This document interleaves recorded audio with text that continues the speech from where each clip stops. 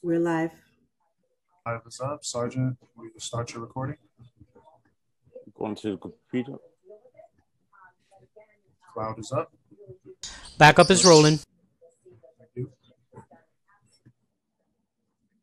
You may begin with the opening.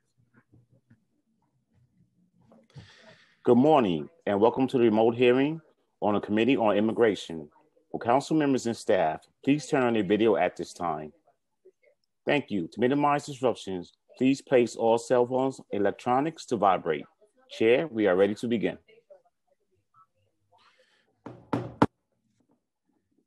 Thank you, and buenos dias, everyone. I'm Carlos Menchaca, council member and chair of the Immigration Committee, and we are here for a vote.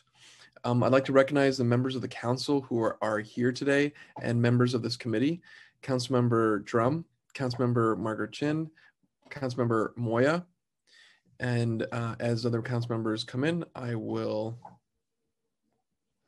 recognize them. Today, the Committee on Immigration will be conducting a second hearing and a vote on a package of 4 resolutions. Proposed resolution number 1416A, sponsored by Councilmember Matthew Eugene, calling on the United States Department of Homeland Security to halt all deportation proceedings for the length of the COVID-19 pandemic as a means of restricting the global spread of this disease. Proposed resolution number 1417A, sponsored by Councilmember Matthew Eugene, calling on the Department of Homeland Security to place a moratorium on all removal proceedings for employment-based status holders that suffered a loss of employment during or due to COVID-19 pandemic. Proposed resolution number 1418A, sponsored by Councilmember Matthew Eugene, calling on the United States Congress to pass the president to sign legislation that would permit employment-based status holders to retain lawful status after loss of employment if such loss was related to COVID-19 pandemic. Proposed resolution number 1419A, sponsored by Councilmember Moya, calling on the United States Congress to pass and the president to sign legislation that would provide immigration relief for many of our family members who derive a lawful immigration status from a frontline worker who passed away due to COVID-19. I'll let the sponsor speak on this resolution in a moment. We have much work to do. Even as President Biden signed a 100-day moratorium on deportations pending administrative review, DHS has deported over 294 individuals to Jamaica, Guatemala, and Honduras since January. All of these countries are on CDC's level 4 do not travel list for extreme COVID-19 risk. The fight to end deportations is far from over, even as we have a different administration in the White House.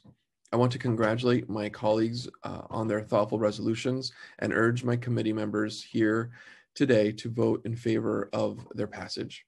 And with that, I want to hand it over to our council Harbani Ahuja, and well, actually, I want to say thank you to Committee Counsel Harbani Ahuja, Policy Analyst Elizabeth Cronk, Chief of Staff Lorena Lucero, Legislative Director Cesar Vargas, and Communications Director Tony Chirito. And now I'll hand it over to our Committee Counsel. Thank you, Chair. I'm going to turn it over to Councilmember Eugene to make a statement on his resos. Thank you so very much. Thank you, Chairman Chaka, for your leadership on the Immigration Committee. Thank you so very much.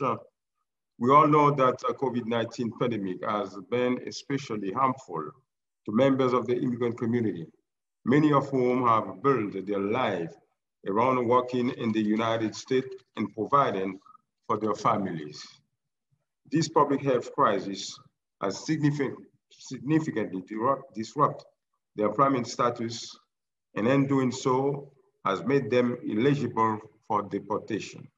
Resolution 1416, 1417, and 1418 call on the United States Department of Homeland Security and Congress to temporarily halt removal proceedings for status holders who have lost employment due to COVID-19.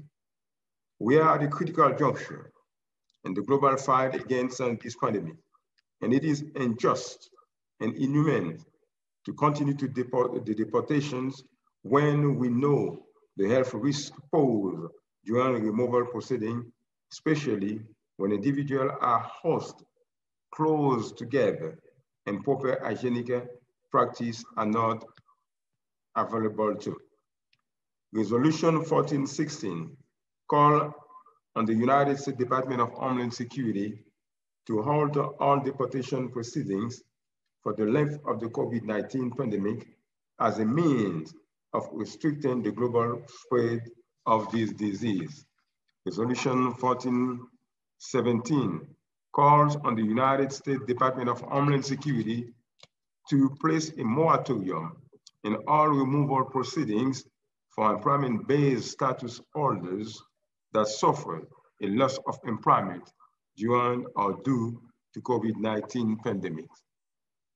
And Resolution 1418 calls on the United States Congress to pass and the President to sign legislation that would permit employment-based status holders to retain lawful status after loss of employment if such loss was related to COVID-19 pandemic. There are many status holders in my district and throughout New York City who have suffered a loss of employment due to COVID-19. And I believe we have an obligation to protect them from removal proceeding for the remainder of the pandemic.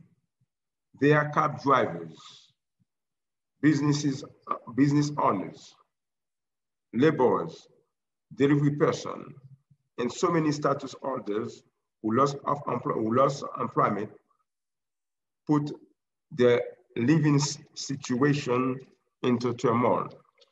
We must protect their health and well-being so that they are not deported to countries where COVID-19 remains a serious threat. These are the workers who represent the strength of our local economy, and their tireless dedication to our city has kept us moving forward throughout this crisis. It is not right to allow them to be put in harm's way during the pandemic, especially given their tremendous value and dedication to our great city. I believe this legislation is necessary to help employment-based status holders remain in safe and secure living environment while trying to secure new opportunities through the extent of the COVID-19 pandemic.